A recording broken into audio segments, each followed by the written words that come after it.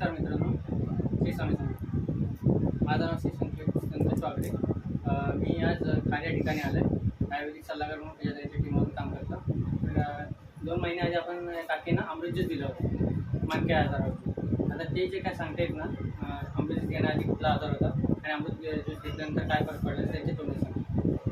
सोबत दिनेश घेतले. त्याच्यामुळे मला कमराचा लय त्रास होत होता. मी डॉक्टरकडे गेली, पण मला काय अजिबात फरक नाही आला. डॉक्टरकडे गेले, मला MRI करायला सांगितलं त्याने. ते MRI केला नाही. पण पहिले गेली तर वापस आली, मला भ्या वाटली तर मग परत वापस गेली आणि MRI केला तर डॉक्टरने सांगितलं तुम्हाला ऑपरेशन करायला लागेल. तर ऑपरेशन केलं नाही मी आणि परत तिकडे तिकडे कुठे गेली होती औषधं घ्यायला, तिकडून पण जाऊन आले. तर तिकडून पण मला काही फरक नाही आला.